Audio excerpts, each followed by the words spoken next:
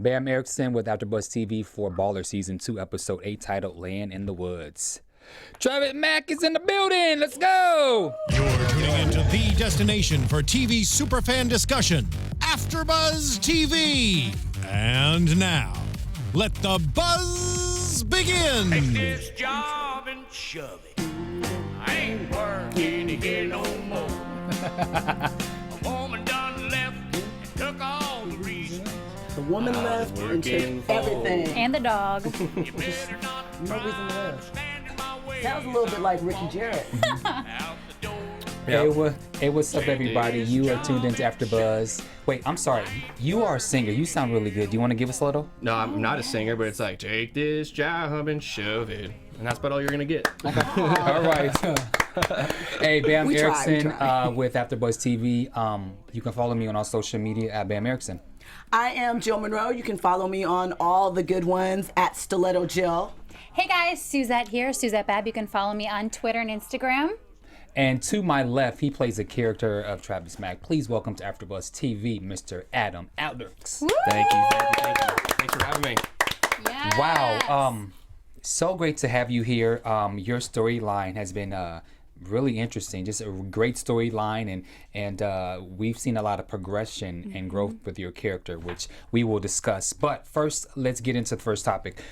So there's Ricky, Charles, and Julie. So Ricky and Charles are at each other's. They're not at each other's throats, but they're beefing just a little bit. It's a hard position when Yeah. your friend goes from your teammate, the one in the trenches with you, to now he's the man. Yeah. He's the other side. Do you think Charles has a point regarding if you didn't want the offer, you should have said something long before, like inches away before the paper's getting ready to come to your face with the pen in hand? I think that he has a point, but at the same time, it's not that he doesn't want the offer. It's that the Rams showed up with stupid money, and you have to at least consider it. Yeah. I mean, that's a lot of money, A lot right? of money. You And have we've to gone back consider and it. forth with this with him. Yeah, I we're mean, ready for Ricky to make a decision. Charles was Get doing on his board. new job, and Yeah. he was fighting for him because it wasn't about the money. So he helped him out to stay in Miami, stay with your dad. You want to be here, and then he changes his mind again. It's like, what do you want? But he has to at least consider the money. That's a lot of money. I mean, that's the same thing we know that held him up initially between Buffalo and the Saints, but don't you have to think about... Plus, there is another point to it. They're a better football team, at least on paper, which has been indicated. So there's more of a chance to win a title or things that you actually play for outside of the money. Can I ask the actor a question? So, is it about the money for you? If there were two projects, that you really wanted to do, are you going to do the one that's about the money or the one that you'd rather do? Oh, it's There's a good question. Yeah. It's probably the stage of life you're in. Yeah. If light That's bills a aren't great getting point. paid, you do the money right away. But at the end of the day, if it's going to make you happier, make you a better actor, who you're working with, whatever it is, if his situation is better, Yeah. you gotta do what makes you happy, And going back to Charles, you gotta think that Charles put his neck on the line. Charles went out there, new job, and then Ricky threw him under the bus under that one. So anything he approaches from that point on is gonna be second guessed. Very So true. Yeah. That's Yeah. hard occupationally after that. Adam, I agree with that, and also it's a fine line with Charles because Charles is trying to be professional about it, but also because that's his friend and he knows how inconsistent Ricky has been. I feel like it's okay for him to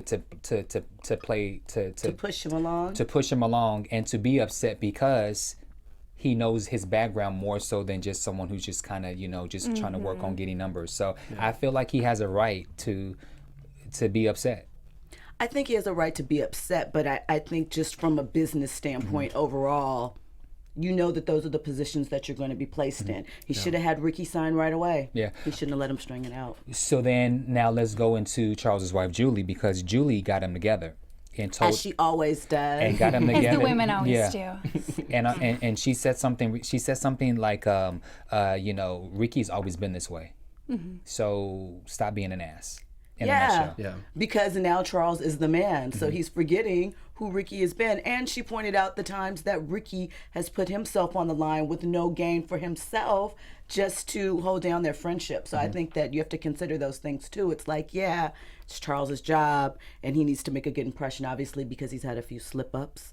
But It's always hard when you have the friend who, that's just how they are. You know, it's like, are you ever going to grow up? Are you going to, because it wasn't too long ago that Ricky was asking him for advice with his father.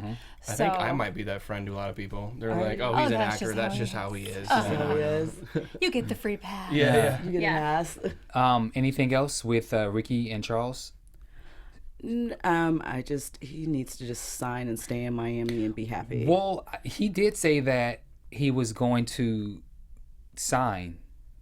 I'm blanking out. What team did he say he was going with? Did he say he was going with the Rams? He said he kind of wants to, but he's concerned about the Temptations in LA. He's still thinking about that, and his loyalty to Charles is kind of pulling him the other way. Once again, Ricky is confused.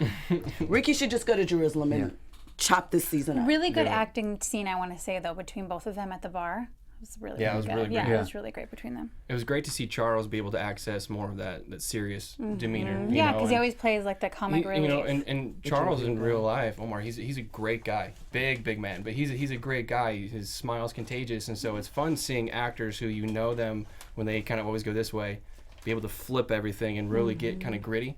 Yeah. And so it's hard to do, but it's fun. It's fun to see him be able to access that. That's good. My final thoughts is Ricky's on my nerves, and I need He's him been on to. our nerves like every single episode. Needs to make a choice. I need him to make a decision. Speaking of Ricky, so Spence comes over to Ricky's house while he's swimming in the pool, and he lets him know that he is no longer with ASM, and that his intentions is to buy it out, but he needs $12 million. There's no way. That was so bold to me. How are you going to be my financial manager and tell me, yeah, but I need to get 12 mil from you? Like, it's nothing. I mean, I understand Ricky's rich, but 12 million? That's double digits. I think I have $3 and change in my car. I could probably help with that. You know, that's and we still don't know He could sell his suits. what the $5 million was that Spencer lost in whatever that deal was, and who else it affected. Where are these other players? Why aren't they saying anything? This whole thing is messed up. Like, Aren't you tired of it? No, I love it. I love it. I want season 4, 5, 6, 7, 8, 9, 10. That's what we're going for. Do you hear this, HBO? No, but if you don't have your registration, I don't even understand this episode. So that means you're coming back? I actually don't know. Okay. Yeah, I can say that truthfully. I haven't gotten any notice or anything. Yeah, you're coming back. You're coming back. Yeah, you're coming back. We're not worried about that. Your storyline is cruising. We know. Okay. They started you off with the deliverance thing. Yeah. I mean, come on now. You got to come back from that. Banjo music. Yeah. No, I'm looking at it from a business standpoint of my own agent and stuff. Like if I had my agent who is supposed to help me get work and he came up like, hey, you know, I left the agency. I'm going to start my own agency. I want you to stay with me. Okay, cool. I need to borrow some money. I'd be like, no. When I'm going to stay with you got to stay with the hand that feeds you sometimes. But, you know, I don't know. That would I couldn't do what Ricky did. But I also, this is now just as Charles and Ricky had a situation because they're good friends. Now you have Ricky and Spencer, who are also good friends. And so I think we can maybe all agree that Spence drew the line of the friendship business. He did. He's been drawing that line since day one, though. But I understand why, and I understand that they obviously have a special deep bond. I just feel that even in what he wants to do, asking to borrow $12 million is a lot of money, being that you're a financial manager and he knows about your mess up. It's just, so what is Ricky's role in it? Is he still a client? Is he a partnership owner? I think that is like, gets really contract sticky. Contract needs to be drawn up. And I did wonder about that, but that's also, if I ask you for $12 million and you say that you'll give me $5 million without even saying I have to be a partner, at some point I can't blame Spencer because he has no one else. Who else is he gonna ask? Yeah. Ricky is the penny pincher out of the whole entire group. He saves his money. He doesn't go buck wild. Vernon, can't go to Vernon. Why can't he go to Vernon? He shot Vernon some. I mean, I know why he can't go to Vernon, but I'm just saying. You're right, because Fat Reg, it's messy. Like, it's so easy and so safe to go to Ricky because he's kind of the easy pawn, maybe. But I feel like we're missing the point. It doesn't matter if he even has 20 million. They said you can't have your registration because you're bad with money. So my point is, how are you going to have all this money and then buy a company? You still have to get your registration. I guess he's Right? gonna. I mean, well, I guess if Joe is registered, his role might be configured differently. I'm sure things like that happen all the time. I think that was more of a. I think that was said in order to assure him that everything is okay, because you're right. There's no way in hell that he can buy the company, because at that time there wasn't even a discussion between Joe and Spence yet. So I don't know. It's sticky, but go ahead. Oh, I'm just saying, Spence is rallying the troops back at ASM to try and get them to, fill the void and get their youthful energy going and bring in some new money and some new funds. Andre, once again, do you think Andre's done? He's just going to say, ha, he's going to swoop in with something. So the plan doesn't seem very well thought out. And once again, it's all about ego. And then when Joe and Spence had the conversation, so now he has $5 million from Ricky, and then Joe says he can get about 2.5, especially if he has his mother. Who's his mother? It's 200 grand. Wait. You gave me a look. Do you know the answer? No, I just thought it was funny. Okay. I love that line. Oh. Anything Rob Corddry says, I'm on board with. Yeah, that guy is so funny. He was pretty hilarious, Yeah, but he's funny, dude. it's like he can ask his mother. You caught that though, right? Yeah. Yeah. He's like, if I asked my mom, maybe 7.2. Maybe 2 or 3. No, Yeah, 7.1. probably 2. Yeah, so he went back on it. So Yeah.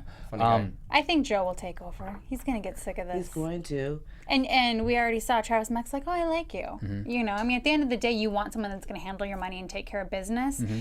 It doesn't matter who's going to hook you up with a girl, throw the best party. I mean, if you're asking me for money, you're not handling Mm-hmm. my money. That's dangerous. Speaking of girls, let's discuss Spencer and Tracy. I'm just gonna have open floor. What do you ladies have to say about this? I don't care. That's okay. So if you're asking, how would you feel if you're leaving to go off to a new job and your boyfriend's kind of like, I'll see you around. Sounds like a nice place. You're gonna send me pictures. You didn't have a conversation long ago, and that's your own fault. That's pretty much your own fault, because it's basically a wrap. And I feel like Tracy knew that, but she's kind of deluding herself. Like, they're both kind of... Well, it wasn't. I don't think it was ever a boyfriend-girlfriend thing. It was something from the history. Then it got rekindled. They're both focusing on their career. His career is all messed up. She now has to leave. So I think it's unspoken. If we're together, we'll, have a dinner or have our whatever once in a while. But I don't think they're It's a going to be wrap. together. She's going to be in Bristol. Yeah, I agree. I don't feel there was a conversation had between the two to say, what's up, where are we? She asked, but I felt like, girl, you getting ready to get on the plane. Exactly. And now you're going to ask, so what's up with us? Yeah. It was It's her fault. Well, we didn't see a lot this season with them anyways. We saw more last season. But, okay, what's you guys' take on the fact that she still had his back? So even though they're not in a relationship, she clearly loves him. She was looking out after he mentioned that he's not working at ASM, and he was like, "Oh, I didn't tell you."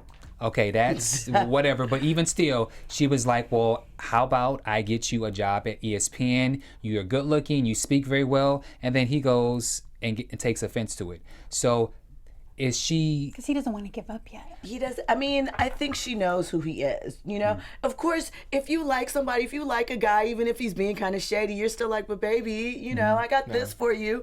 I mean, it's an option, but I think she understands that his ego or issues or whatever won't allow to it. But she's putting it in the air. Yeah, it's a normal woman thing. When you care about a guy, you want to help him no matter what. That's just You how want it to try and is. fix it. Because that's your boo. You have an opinion on their relationship? We appreciate all of that, by the way. I think it's one of those things where, they genuinely, truly love each other as friends, and they care about each other. And yeah, in a perfect world, they would be with each other and stuff. But they know how Tracy knows how he is, and he knows how she is and stuff. And so they want to see each other succeed. And yeah, you're right. When Spence was having a hard time, she went to ESPN, and she's trying to help him. But when he let her down again, it was just kind of like, well, yeah, that's Spence. So that's what I expected. I am not sure that Spence loves Tracy. I think Tracy's just a part of the process. He doesn't have time to focus on that. I think 10 years from now he'll realize that he loved her, but right now I don't. such a man thing. Yeah. There's different kinds of love. He can still love her just the way that it is and still trust her and be open with her, but I Not just wanna be think his booed up head's every not night on in the any couch. type of place to be in anything serious. He's throwing phones out the window. Whose house was he offering to sell? Was that His own Oh, that house. was? Okay, I thought it was Joe's. Yeah. So Okay, well, we can move on with this relationship, but the fact that when We she won't a- see Tracy in season 3. Maybe she'll pop up like randomly, but yeah, but she's a wrap. I'm assuming she probably got another job somewhere else.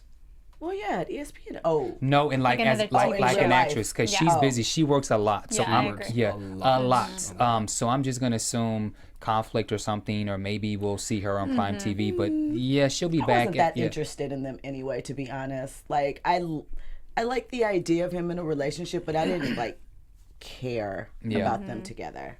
Yeah. Just maybe the idea of it. And then when she asked about the no goodbye sex, and he made the comment about how he couldn't do it because he had to carry the bag, like that little final little thing, that little nugget that he threw at her, like she should have just hopped on a plane, gave him a finger, and never even looked back. Kept it moving. Yeah, but I think his 80-year-old Yeah. hip, just everything. But he did that on purpose. Like he doesn't want her to come back. That's what I think. Like that. You say well, something. even when you she's say- been yeah. there, they're not Yeah, but- spending Yeah. time together. Yeah, He's but cool. Like, yeah. she's cool, but like it's one of those things. Like, yeah, she's cool, but See ya. dot dot dot. So okay, so Ricky and I'm sorry, so Spencer and Joe, what would you guys' take on tonight's their relationship? Well, I still keep saying the same thing. Spencer thinks he has all the answers. He's somehow just going to buy this company, get his license, and they're just going to go back to play. And then Joe's having to still cover it all up, be at the office, trying to get everyone excited. He's going to hit a point of, like, I'm going to do this by myself.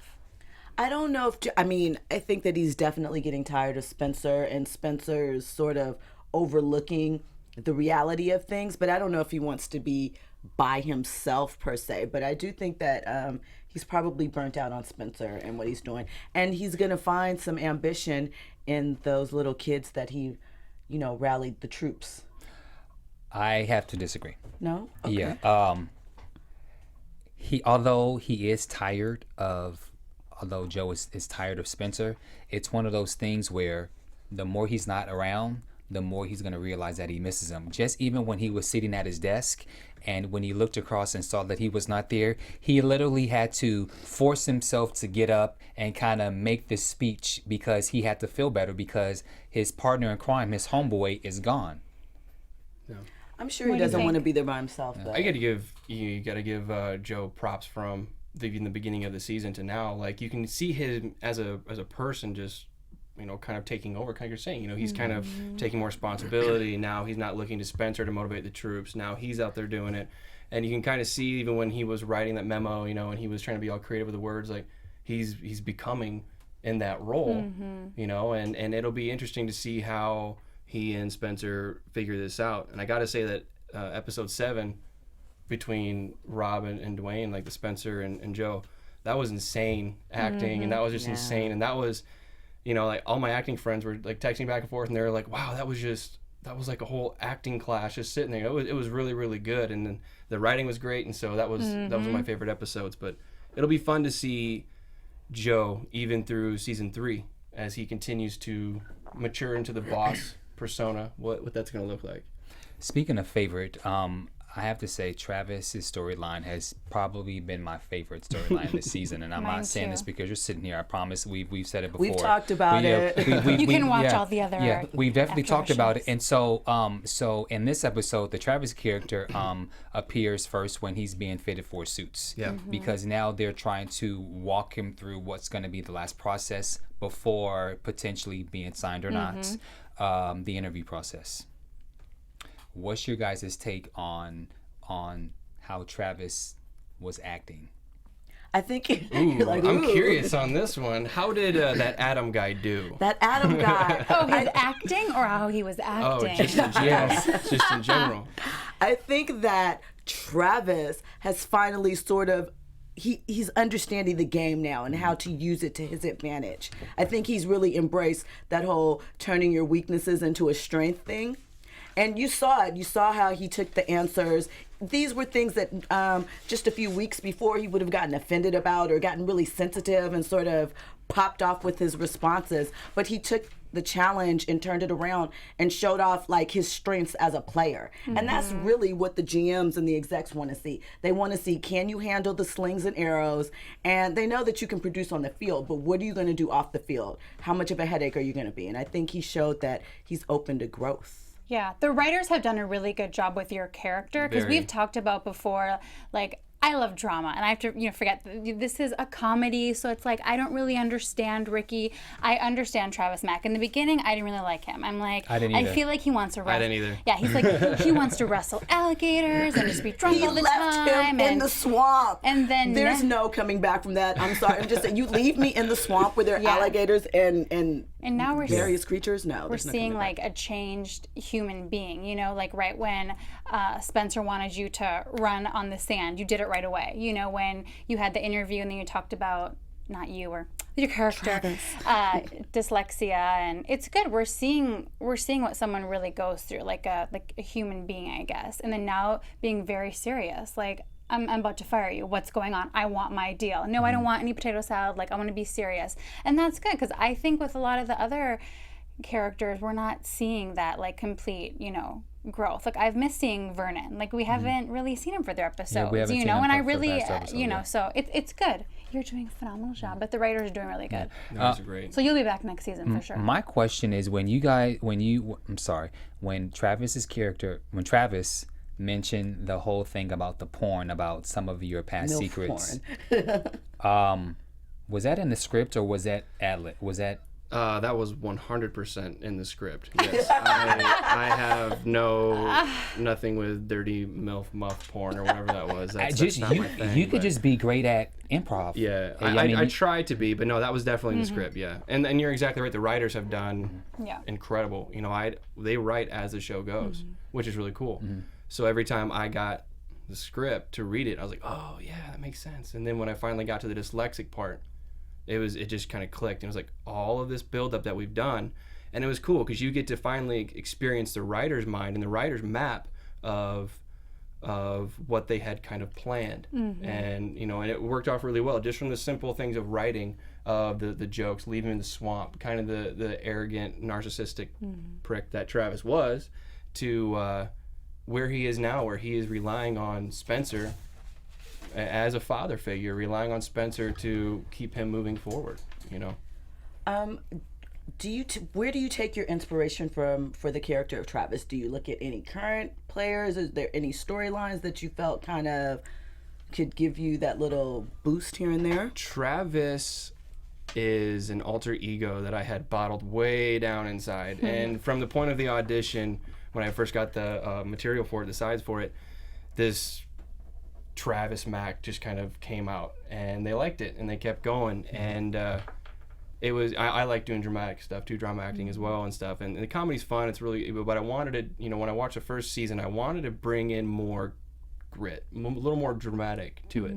And so I was always trying to push to try to get a little more dramatic, and they'd come back out and say, no, it's a 30-minute show, and I'll keep it lighthearted and stuff. But it's incredible watching his story play out, and it wasn't really difficult to, once you opened up that bottle, Travis Mack is here now. And so it's been kind of fun. And then continuing with the Travis Mack story, so when your character is at the draft party, you're becoming really impatient. But the one thing that I will say is, like we've said earlier, week 4, Travis probably would not have sat through that entire time as calm as he was just drinking beer.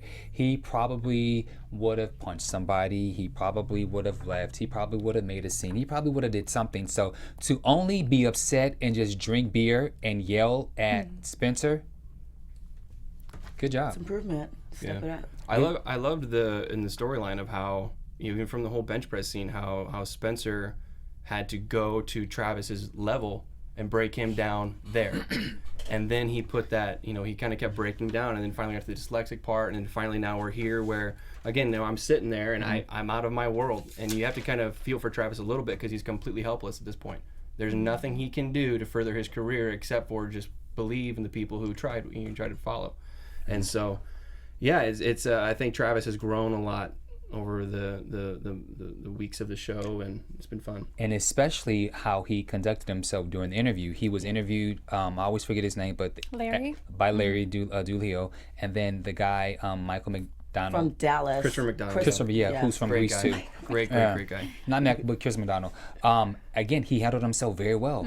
You know, they brought loved up his they answers. brought up all the questions that he is a loose cannon. You know, are you a dick? You know, players in the locker room say you're an asshole. He says, I'm on an occasion, yeah, I'm a dick, but I'm never an asshole. One of my favorite written scenes, by the way. Yeah, it was great. When I was reading the script, like, this is hilarious. And then I found out I was working with Christopher McDonald on it, and the moment we started that, he's tell me, son, are you an asshole? You know, and I was just like, this is going to be amazing. You know, so that was fun.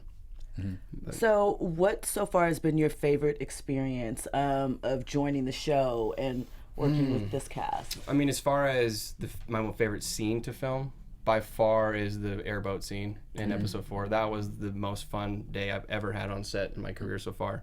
And I would have to say probably episode 7. It was, as far as from an acting experience, working with Dwayne outside the Jay Glazer studio, when the whole dyslexic thing came out. We had done that scene, and it was a little more lighthearted, and then Dwayne and I kind of agreed that we want, this is humiliating for Travis. He's won his whole life. This is the one thing he's failing at. And so we wanted to try to get a little more emotional with it, and just chipping away and keep breaking down those scenes little by little. That was my most favorite experience, being able to work. I mean, it's Dwayne Johnson. Let's be real. It's Dwayne Johnson, and getting face to face with him. And we did a couple takes where I got in his face. We did a couple takes where he got in my face. You know, and it's just figuring out this scene together was such a neat experience from an actor, and I took a lot away from that. You know, I was able to walk away from that scene, and I felt like I took a whole year's acting class within 30 minutes to an hour. You know, and it was great. It was probably my favorite experience.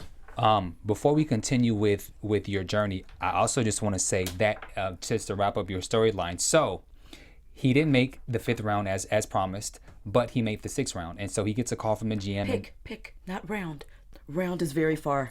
Oh yeah. I'm sorry. Yeah. Thank you. Pick. And so he's 6. 6 is not bad. It's single digits. Yeah. That was the goal. The guarantee, the difference between the guaranteed contract structure isn't that much. If you look at Travis's character from episode 4 when he was exposed, or when he first appeared, I think there was some doubt to begin with. You know, I really do. I do think there was some doubt to begin with. And so even sitting there drinking the beer, like you had said, I think there was a reality sitting there of, I'm not going to get drafted. I'm going to fail. What am I going to say to my parents? What am I going to look like? You know? And so getting drafted at all, you know, getting number 5 might have been an arrogant statement to make, you know, kind of setting the standard a little high. Getting drafted at all is a huge accomplishment. But do you think that you made that statement kind of as a defense mechanism? I think I raised the stakes a little bit to make sure that they work. And I kept affirming those stakes. Like, I'm not going number 5. I'm not happy, guys. You know, like, we need to work. But I do believe that Travis, at the end of the day, he really wants to play football. That's just all he wants to do. He wants to play football. And if there's $1 million on the table, that's great. And so this is vital for him to continue on. And he wasn't sure if he was gonna pull through or not. And I have to be petty, Pablo, just for a second, because now let's remember, if you didn't get picked, period, it's your fault, because you decided not to go to combine. So you know what? If you didn't get picked, so what? Who cares? Violin. Yeah.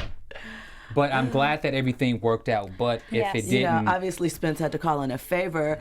I don't know. Would you have stopped what you were doing as T Sizzle and made that phone call? That was kind of interesting to me, because that's what put it over. The phone call. The phone.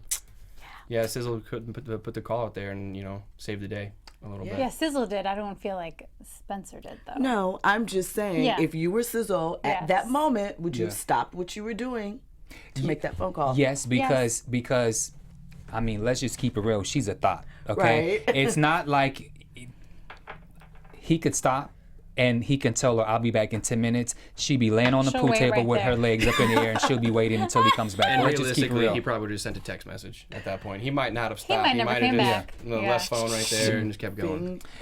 And then final thing, so are we gonna find out how how much in money and so forth? Are we going to find that out in the next episode or before the end of the season?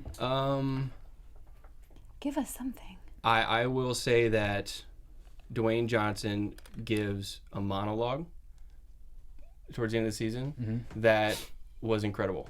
He really did a great job. And there are going to be some other NFL players who appear and that are going to make the story just keep getting a little more juicy and a little more juicy. And so we're not done yet. You know, we still have 2 more episodes and a lot of ground to cover in 2 episodes. And maybe we'll finally find out about this deal. Right. Yeah, and, bring Andre back.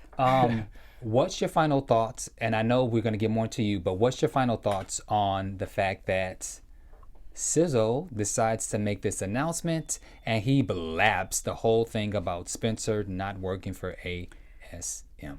Not too bad. It's the truth, and the truth hurts. Truth hurts. Sorry. Truth hurts. I I mean, mean, like, how embarrassing! You have this party, and you don't even have that position anymore. Like, really, what are you thinking? I mean, I feel like it's almost, you know, the way that Sizzle presented is obviously that, yeah, they have plans for the future. So it's embarrassing, but he's been covering this much. So a little more snow on the bluff isn't really going to make that much of a difference. But And I also wonder, with people already happy that they're signs, they're on the team, I think maybe it would have blew off in a couple minutes anyway.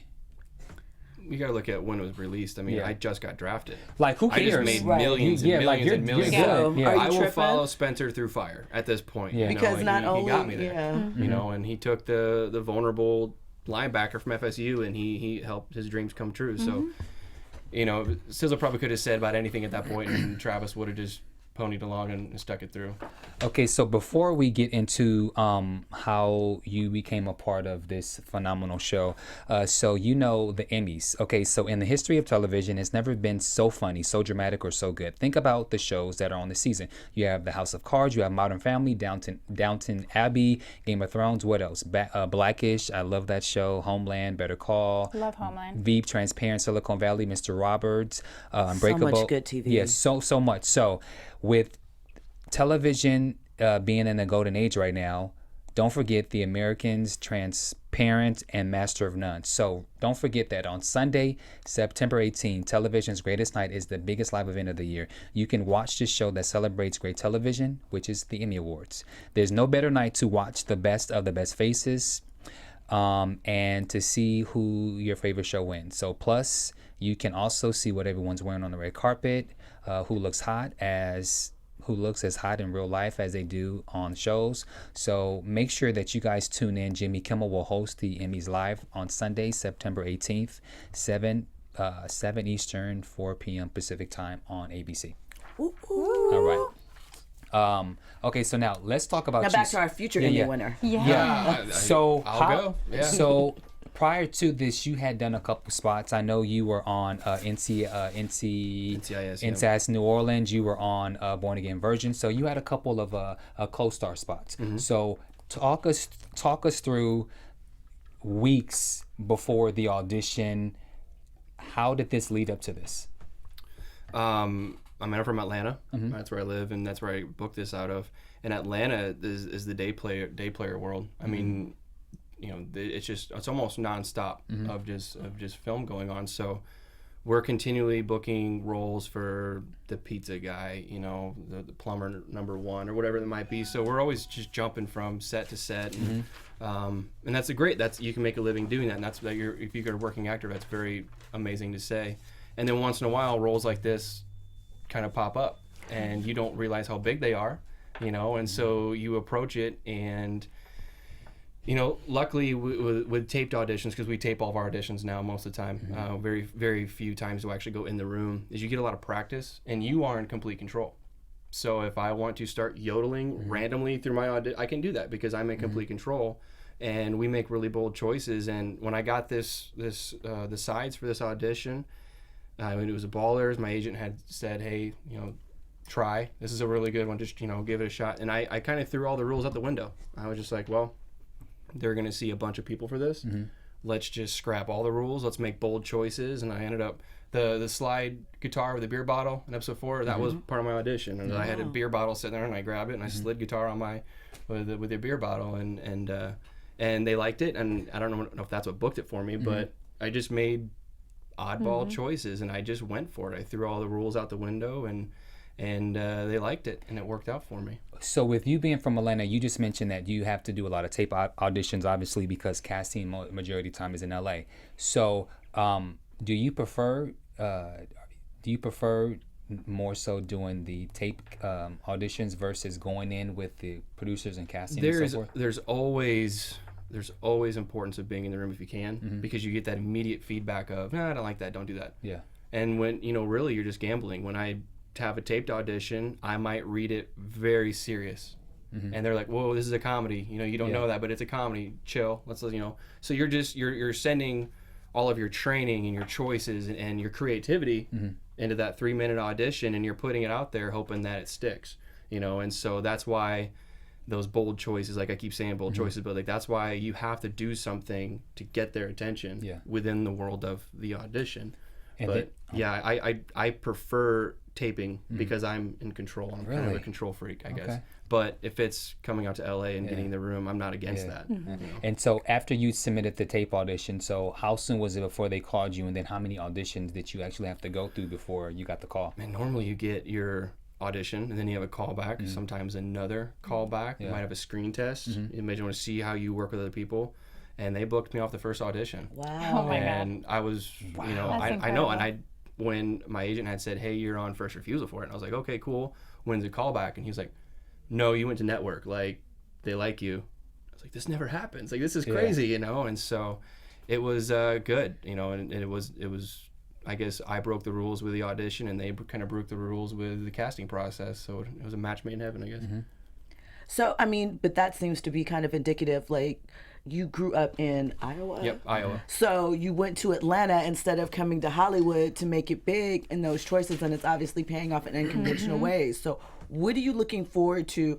Obviously 3, 4, 5, 6, 7 seasons of Ballers, but what type of roles are you looking forward to next, or what do you want to get more into? I really love dramatic acting, and I'll always have a love for kind of the grit, and kind of the jerk roles, I guess. But comedy is still fun. I still love doing comedy, and right now beggars can't be choosy, and I'll film whatever I can get, if it's a possibility of it. But I love just a good comedic role. Slapstick comedy is always going to be one of my favorites, and I also love to play the bad guy. It is so much fun being bad sometimes, and so especially because I'm more of a nice guy to begin with, so it's fun kind of playing the opposite. Yeah. Ladies, you heard that? He's a nice guy. Don't take that too far. Yeah. But yeah, it's fun playing against your normal demeanor. It's really fun doing that. Yeah.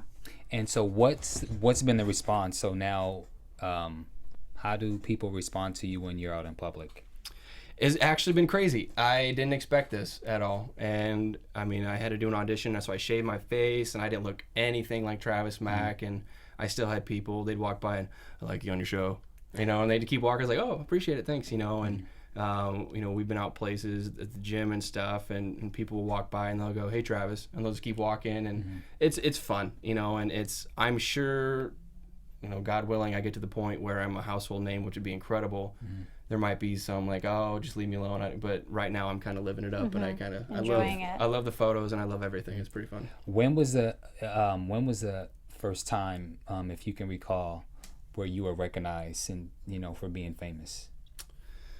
It wasn't that long ago, actually. Actually, probably would have been at the gym, just doing my thing, had my headphones in, working out, and I noticed there's a guy that kept staring at me, but I'm still in the mentality that nobody recognizes me, knows who I am or anything, and he just keeps like staring at me, just like hate staring, and I was like, are you wanting the machine? Like, what's going on? Like, I don't know what's going on. And finally he just beamlined right for me, and so I didn't know, so I pulled my headphones off, and he's like, are you Travis Mack on Ballers? And I was like, yeah, I am. Oh man, he gave me like a bro hug, and I was like, this is amazing, I love this. And then he wanted to work in my set, and I said no. No, we're not doing that. But no, it was really cool. You want to be BFFs forever. Do you guys all work out together on the show? we would if there was time for that. Yeah. You know, but you know, everybody's just so incredibly just chill on set, and Dwayne and everybody is just incredible to work with.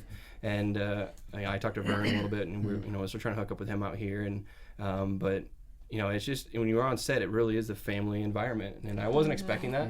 It's a network. I was expecting network TV environment, but no, everybody was just having a good time, you know, and they'd be like, all right, we're doing this scene. All right, let's do this scene. And we get up and do It seems really cool too, because I know we had London and Donovan on too, and they had the similar story with you. Like they hadn't, I mean, they've done stuff, but not so much. And it's just great that HBO and Ballers gave, you guys that chance. Like it's really nice. Yeah, I will forever be indebted, and my Atlanta actors back home can agree that the acting world, you get in these different levels, and then that becomes a vicious circle, and you're kind of stuck in day player world until HBO just says, hey, let's give this no name a shot. You know, and so that's really what it came down to. And so people ask, how'd you book Ballers? And I was like, I won the lottery. They just took a chance on me. Yeah. You know. Have you got any perks? Have you got any tickets to the LA Rams? Do you get to sit at? Are you on sideline? No, I haven't had any perks yet. Nothing like that. No. Okay. It's coming. They're coming. Yeah, Yeah, it's coming. it might come eventually, and that's great. That's cool. No, but not yet. Have any of the NFL players that has been on the show, or the ones that are coming that you've talked about that you can't mention?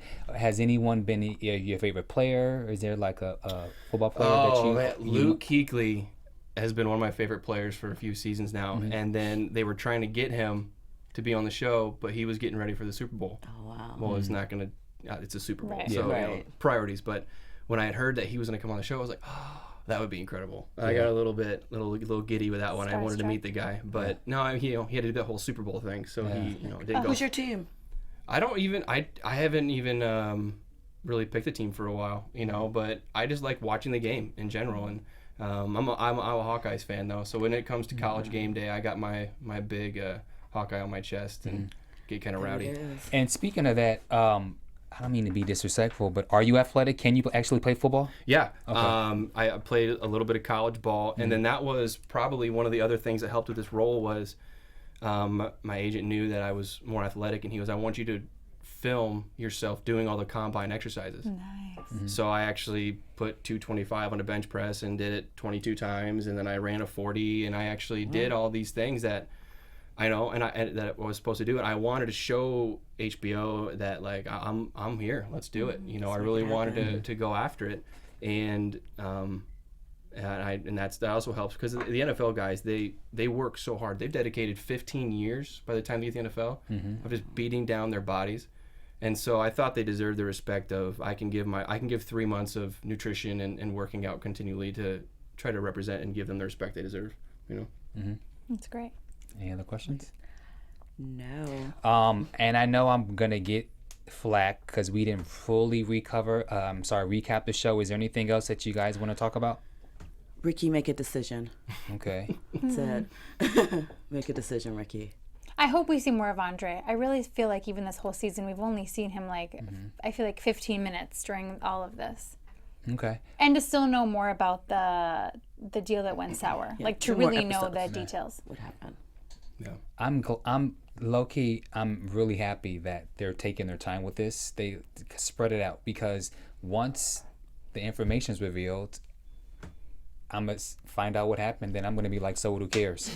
So it's. I feel like it's best to wait until the season finale to reveal that information, because otherwise, then what's the next move? There'll be new problems. Yeah. Or many more problems. Yeah. So let's go into predictions.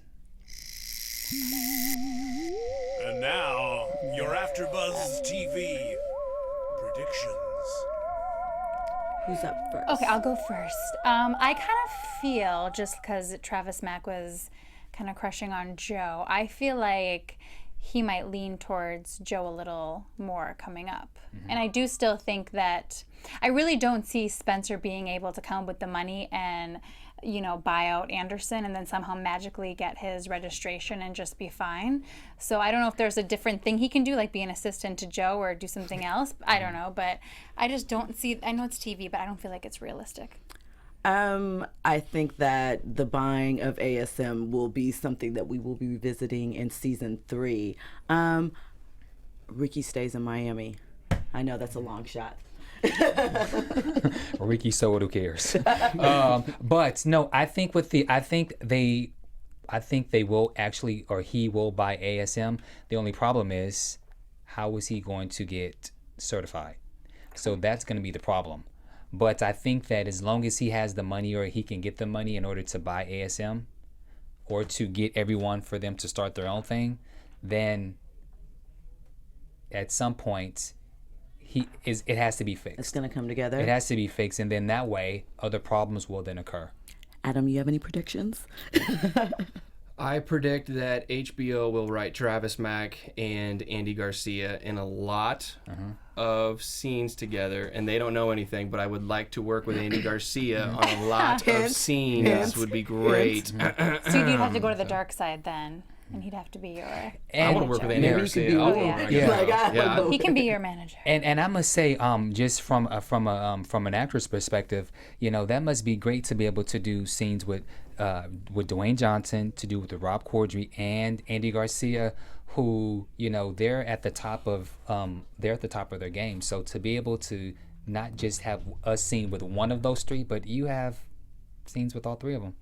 It's great, not only from acting. I mean, you're gonna sit there and just watch, and you're gonna learn and learn and learn. And all you can learn about, you mess up a line, not a big deal. You just do it again, And so it kind of helps with that. But I learned the most with Dwayne Johnson, even just the most about how he treats people on set, how handles himself around places. What are you gonna say? Why Something about the Fast and the Furious? I'm laughing because of when he checked Diesel.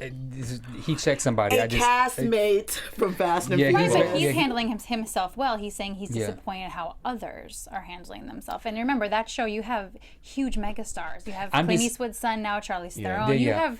There's so many, there's like too many A-listers all together in one little box. Well, I'm referring to the fact of, like, one got done filming one time, and there was like 200 some people standing around his trailer. Now, he could have just stood off to the side and waved and stuff. And he had his security there, and he just went right into the middle of everybody and just started taking pictures, autographs, And so you see somebody, Forbes #1. He is at the top of the game. And that's why. Yes. And he just, there's really no boundary between him and his fans, or him and he goes, and he's very personable to everybody. And I can vouch. He definitely is. The very final thing, and I know I said we were doing predictions, but one other thing I just wanted to mention. You said in the scene with Ricky and Charles in the new house about the toilet in the shower. At that actual location, there was a shower area with a toilet in it, and I have no idea why, how, or what that was for, but yes, that was. That sounds like someone had some freaky ideas of. I'm not gonna lie, shower.